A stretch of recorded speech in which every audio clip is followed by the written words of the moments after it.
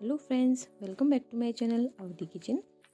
तो दोस्तों, आज मैं आपके लिए लेकर आई हूँ गाजर की खीर की बहुत ही टेस्टी सी ये रेसिपी।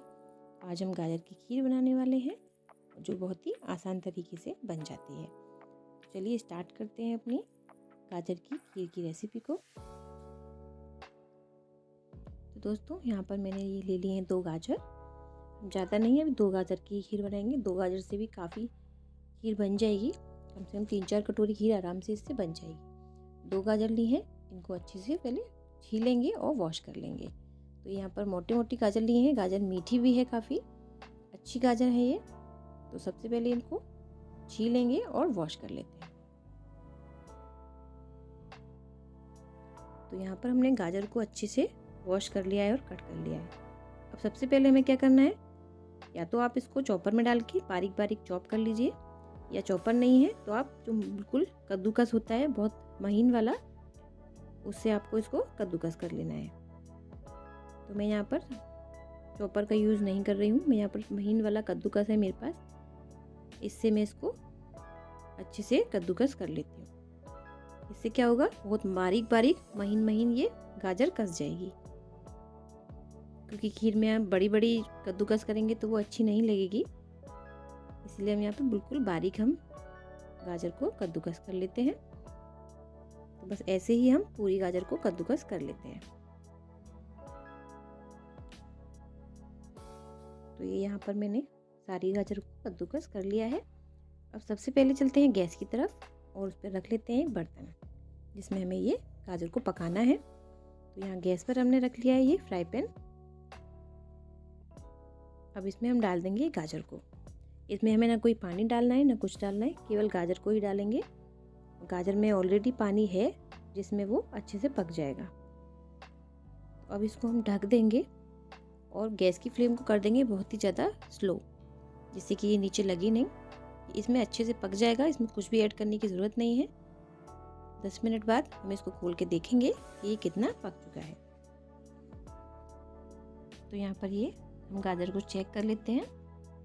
आप देख सकते हैं इसमें गाजर नीचे लगी नहीं है, उसी में अपने आप से पक गई है मीडियम फ्लेम पर, और गाजर भी पक चुकी है। मैंने पहले से बीच में इसको खोल के देख लिया था एक बार। अब हम इसमें डाल देंगे दूध। तो हमने यहाँ पर फुल क्रीम वाला दूध यूज़ किया है और कम से कम आधा से पौना लीटर इसमें दूध अच्छे से लग जाएगा, क्योंकि हमें इसको अच्छे से पकाना है। थोड़ा सा दूध इसमें जलेगा भी। हमें इसको तब तक पकाना है जब तक गाजर दूध में अच्छे से मिल ना जाए। अभी ये गाजर और दूध अलग अलग है, दोनों को अच्छे से पका लेना है उनको। तो चलो इसको छोड़ देते हैं पकने के लिए। इसको पकने में आराम से 1 घंटा लग जाएगा, क्योंकि हम मीडियम फ्लेम पर बहुत ही धीरे धीरे इसको पकाएंगे। ये हो चुका है गरम, आप देख सकते हैं इसमें ऊपर तक उफान आ रहा है। तो बस इसको अब ढक देंगे और बहुत ही मीडियम फ्लेम पर इसको पकने के लिए छोड़ देंगे।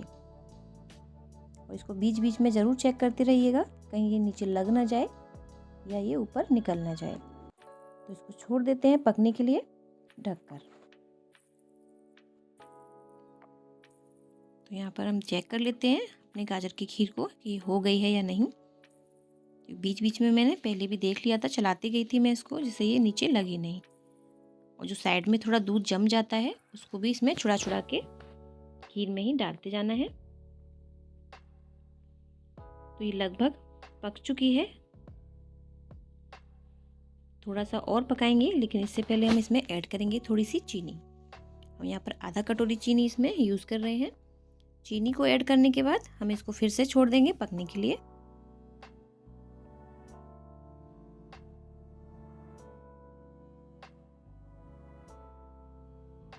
चीनी डालने के बाद हमने इसको अच्छे से पका लिया था, कम से कम 15 मिनट हमने इसको छोड़ दिया था पकने के लिए। तो ये हमारी खीर अब बिल्कुल रेडी हो चुकी है। अब हम इसे ढकेंगे नहीं, इसको खोल के ही 5 मिनट और पकाएंगे।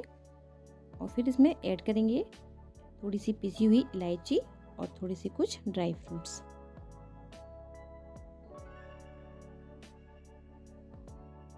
तो हमने यहाँ पर 2 पिसी हुई इलायची डाली है और साथ में दरदरा पिसा हुआ ड्राई फ्रूट्स ऐड किया है। ड्राई फ्रूट्स आपके पास जो भी हो आप उसमें ऐड कर सकते हैं और अच्छे से इसको मिला के 5 मिनट के लिए और पका लेंगे। तो आप देख सकते हैं पकते पकते इसका बहुत अच्छा कलर आया है। जितना अच्छा ये पकेगा उतना ही अच्छा इसमें कलर आएगा। तो ये पक के हो गई है रेडी। तो करते हैं इसको गर्मा गर्म सर्व। तो दोस्तों, आपको मेरी ये गाजर की खीर बनाने की रेसिपी कैसी लगी आप प्लीज़ मुझे कमेंट करके ज़रूर बताइएगा। और अगर आप मेरे चैनल पर नए हैं तो मेरे चैनल को सब्सक्राइब कीजिएगा और बेल आइकन को प्रेस कीजिएगा, जिससे मैं जो भी वीडियो बनाऊं उसका नोटिफिकेशन आपको समय समय पर मिलता रहे। तो दोस्तों, आपका दिन शुभ हो। Good day, take care and bye bye.